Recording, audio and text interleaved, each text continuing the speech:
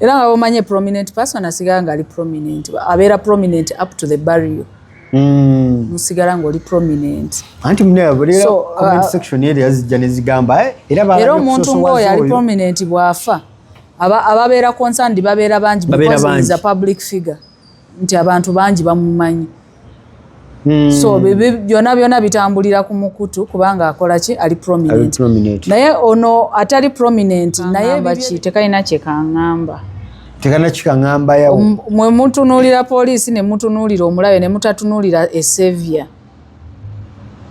A police as you as an individual olina okubeera ne personal security nti olina okuba nga weekuuma wekka nga gwe omuntu n'omanya obudde bw'olina okutambulamu n'omanya obudde obutali bulungi okutambulamu n'omanya w'olina okubeera at the right time ate totambula wekka. I always tell people don't move alone.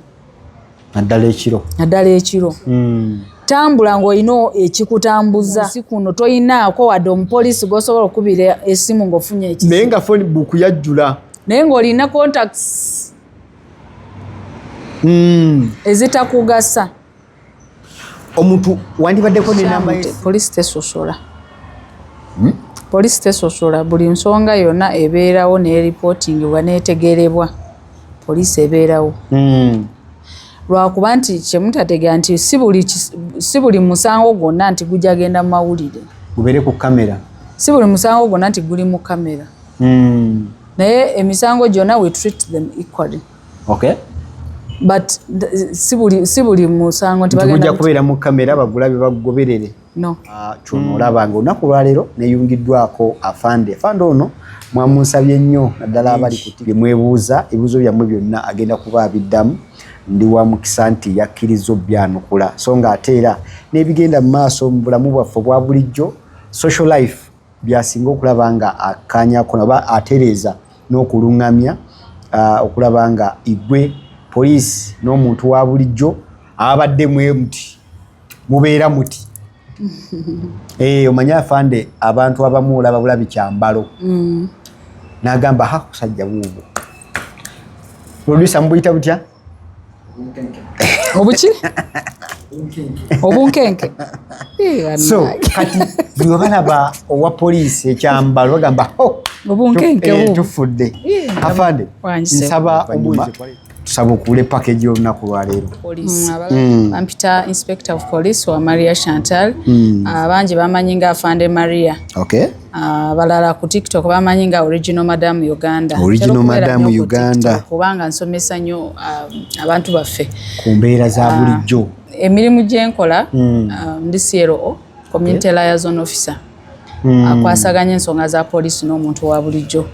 Kati nagenda okulaba nga community yange erimu enene eri ku TikTok oba eri ku mikutu. Kyenva nasalawo nkole community policing on TikTok and on YouTube. Buli wamu wendi ku mikutu gyonna mbeerayo.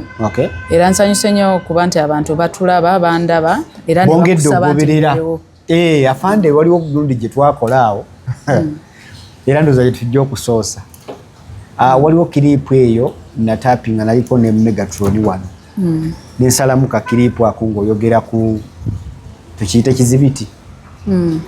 Nsanze ekintu nenkireeta ku poliisi neneeyanjula bannange kino nkisanze wane wano.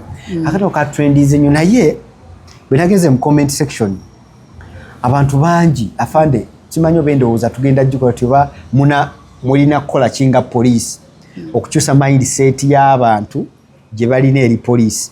Era simanyi kyatandika ddi okutuuka ku linessa ng'omuntu poliisi bagirabanga kyennalabye mu comment section. Ekisookera ddala oli yagambye nti ziremesanga muntu ng'afudde wali okusinga okuyita owa poliisi nteekako buteesi ki njabala kuba namutwa bwe naagenda nenjogera nti nasanze wali omuntu ng'afudde egenda kunsigaza nga first suspect. First suspect kana akantu abantu kabatabulira ddala. Lwaki omuntu ajja okulipootinga ekintu ate natwalibwa nga first suspect? Era nsobi ki ze tukola fe abajja obategeeza ze tuyinza okwewola ziyinza okuba nga tujja mu ngeri ne tutafuuka aba suspect oba ne tutakkakkana nga batugambye towa Victoria. Eryo erinnya balyewa.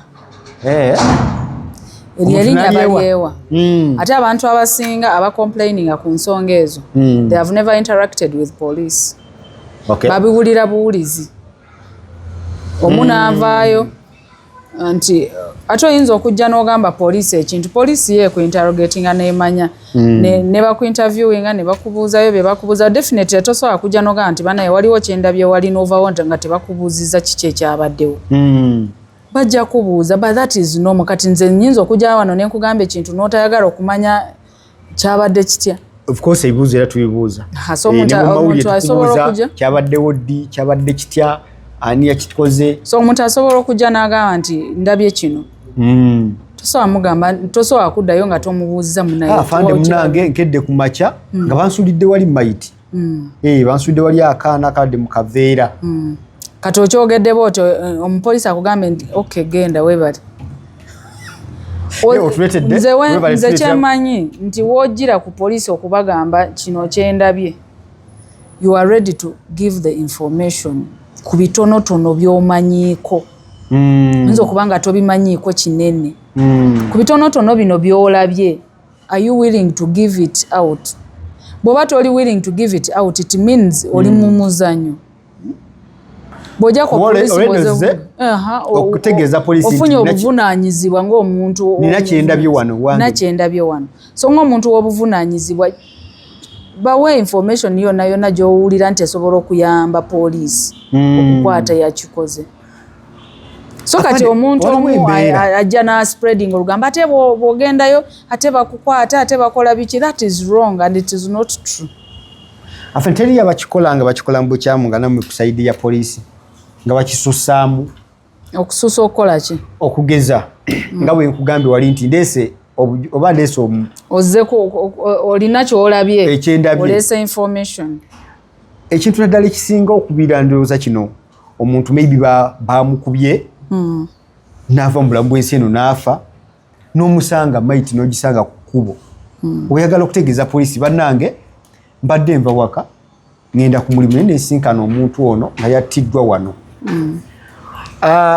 Bwe nzija n'enjogera lipooti eyo n'engibawa mba ndowooza nti mugenda kumbuuza okay musanzeewa nti wano weewati kusaawa mmeka mbadde ngenda kusaawa nga 12 oyinza osuubira ki ekyamuleetedde kino nti sikimanyi ate ndowooza nti afande wemala obbawa bino bye mbabwadde it is your task okutandikira wano okunoonyereza bukyayo kyandibadde kibeera either nga weeyambisa ku cameras weeyambisa ku authorities mu kitundu waliwo ekyabaddewo ekiro oba nedda so si kuteeka kunze ku nninga agudde obugwi ku maiti eno ku kkubo ne mbagamba oba ne mbabagulizaako ekigenda mu maaso bakyendabye nga bwe nkugambye era nga bw'osoosa okyogera bwe kityo bwe kibeera bino ebyogamba nti bantadde ku nninga bansibye mbu nze nakikoze ebyo biba bya bulimba bagenda okukwata mbu gwe wakikoze ate tolowooza nti buli aleeta information abeera innocent waliwo abakikola ate neyeefuula kaneesooke poliisi mbagambe so bwebaleesa obuzi bwabwe mu kwogerako gwomanyi bwogenda okutebya emboozi yo waba otebya mboozi ne bakusa omupoliisi n'afunamu akalowoozo nti ono nno byayogera tebigatta alabika yabibadde namu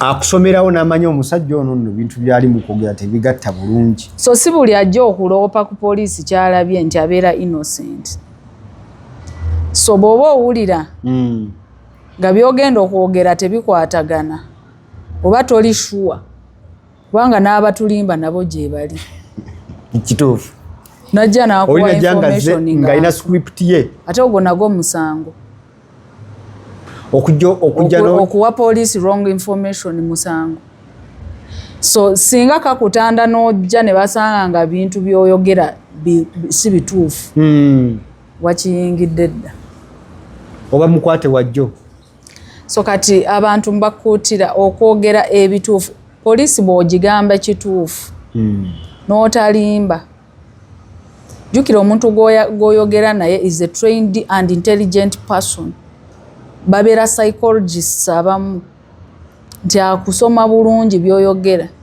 n'engeri gy'oli mu byogeramu n'amanyi ono byayogera akubuuza bibuuzo bibiri byokka okumulaga nti byoyogera obitegeera oba tobitegeera.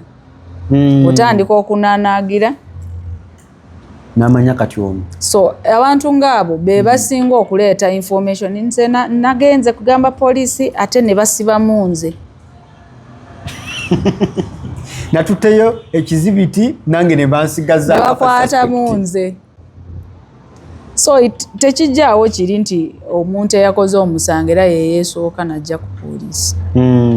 So abantu mbakuutira kimu, beera ne information ngeri clear and true. Okay. And be compositive nti kyogenda okwogera weekakasa. Afande ekyo kiyinza kuyambibwako kitya okulaba nga twongera abantu bano baba bafudde ebikolero n'ebigenda maaso mu community basembeze mangu poliisi? Simanyi oba mwe muyina engeri gye muli mu kwagala okwongera okukisalira amagezi nga mmwe poliisi? Ekisookera ddala omuntu yenna waali alina okuba ng'olina contacts z'abapoliisi ezitali wansi wa 5 oba 10 mu kitundu w'owangaalira. Beera ne contacts za LC, beera ne contacts za security, beera ne contacts za poliisi, beera ne contacts kubanga esimu yo oyinza okuba ng'olinamu 1000 contacts naye yateri neemu ekugassa ng'olina ekizibu. Beera ne hotlines. Olina muke yafande yenna. Omulaba kati oyo ng'afunye ekizibu talina ebbanga lyabadde ku nsi kuno. Ebbanga lyono toyinaako wadde omupoliisi gw'osobola okubira essimu ng'ofunye ekizibu. Naye nga phone book yajjula. Naye ng'olina contacts ezitakugasa. Omuntu wandibaddeko n'enamba ya security ng'omanyi otandikira ku LC y'ekyalo ky'owangaaliramu. Local leaders, neighbors, naddala bano ababeera mu bikomera tamanyi neighbor amala mwaka 2-3 nga neighbor we tamumanyi. Ne wesanga mukubo weeta nga tosobola kutegeera nti ono nga tosobola kutegeera. Kati ba LC bakola omulimu gw'okukunganga abantu mu area zaabwe. Call for a meeting. Abantu bemanye nti kikomera ekyo kyani, ani ewawano, ani abeera wali, abantu bemanye. So that bwe mufuna omuntu gwe mutategeera mu area yammwe you are able to identify. Ekyo kyogedde I've heard of it. Olwo omukyala aliwawo obujulizi ng'ali side za Akurite mu state eyo. Bo balina ne community WhatsApp group. Yes. In case of anything, walatinga mangu bannange waliwo ekibaddewo mu Nyambe. Era bo bagamba data alina okubaako full time. Esimu erina okubeera ng'eri mu loud full time ola security nti bo baba balina ekiguddewo bakikolanga community. Kati abo beetegeera. Ne wano ozuukuka neighbor akusula ali wennyini. Kati stranger bw'ayingiramu eyo area you are not going to identify that stranger kuba temwemanyi. You don't even know your next neighbor. You are supposed to know your neighbor and have contacts. You are supposed to know abakuumaddembe, ba local leaders. Contacts ezigasa have like 20 okubira ono n'abula n'okubira oli. Naye abantu tebeefiirayo bagala poliisi ekologwayo ekuume. When something happens they push the blame to police. No, it's not supposed to be that.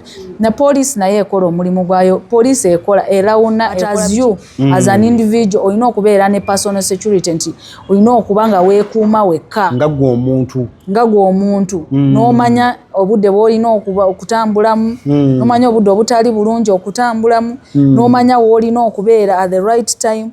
Ate totambula wekka. I always tell people don't move alone. Naddala ekiro. Tambula ng'olina ekikutambuza move nga tomanyi na gy'olaga. Kunywa omwenge n'otamiira n'otambula nga bw'oyagala. Weekuume weka.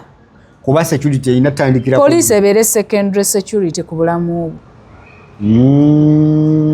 Naye gwe ng'omuntu olina okwekuuma. Afande njagala kwongera okwebaza police. Olw'ebikwekweto bye bakola ennaku zino. Webale kusiima. Nina ebitambula ku social media wano manyi kiba kirungi omuntu bw'akola ekirungi n'asiimibwa. waliwo manyi mbeera makindi eyo twafunamuko emabega kaawe ensasage y'omu ya Owori David munabyamizannyo oyo kapiteni yayattibwa naye ekitundu bwe yattibwa bayita Dubai kumpi banneyiba bange ndi omu ku abatambula oluusi nova ku mulimu ekiro naye nalabye ng'amaanyi agateereddwawo n'abantu be bayita kozi kati baba bakyali ba suspect n'endowooza bo bavuddeyo ne bagamba nga bwe bakola ki ne beekakasa nga bwe bamala okutta nti amaanyi agateereddwawo n'okufeffetta okuliwo kati afande lwaki kino kivaayo nnyo ku bantu abali prominent oba abantu abamanyikiddwa mu mawulire abantu be bataddeko nnyo amaaso n'amatu abantu abatonotono oba abantu abatalina nnyo mannya ne batafuna kuyambibwa bwe kuti nti cases bwezi nzibaawo naye poliisi neetatuwa lipooti ne tutalabako kikwekwetonga kino lwaki emirimu oluusi gisosolamu nasoose nakusiima ne kati nkomekereza ne wano nga neebuuza poliisi tesosola poliisi tesosola buli nsonga yonna ebeerawo neeripootingibwa neetegerebwa poliisi ebeerawo lwakuba nti kyemutategera nti si buli musango gwonna nti gujja genda mu mawulire gubeere ku kamera si buli musango gwonna nti guli mu kamera naye emisango gyonna we treat them equally but si buli musango nti gujja kubeera mu kamera bagulabe bagoberere no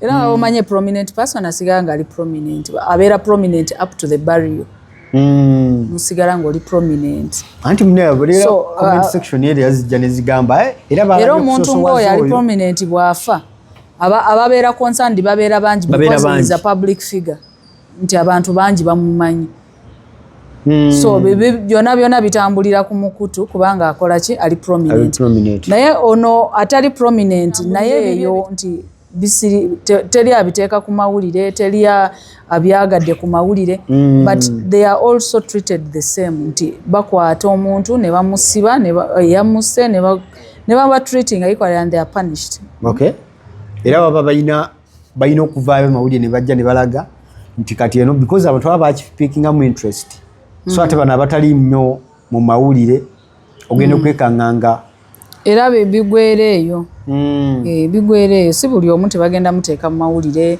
twasolovinze bwe tuti tumanyi twabakutte ono bwetu twabukutte naye bano abali kyova olaba nti si buli omu nti bamuziikira ku kamera definitely abali prominent oba babeera kamera batambuliza obulamu bwabwe mu kamera byonna bigwera mu kamera so that's what happens naye buli omu yenna bamutreatinga nga bwe banditreatinze omulala afande waliwo n'ensonga endala zino zigenda mu maaso endala bino ebintu bya road accidents road accidents ziri too much abantu bangi baguza obulamu mu bubenjebenje ng'obwo what could be your advice naddala ku bantu saawa zino abali mu mbeera ebyebidduka obudduka biyitiridde okutta abantu tetumanyi oba ddala license eziweebwa abantu tezikyekennenyezebwa bulungi oba abantu twesuliddeyo ganagamba ku bulamu bwaffe abantu tebakyafaayo ku bulamu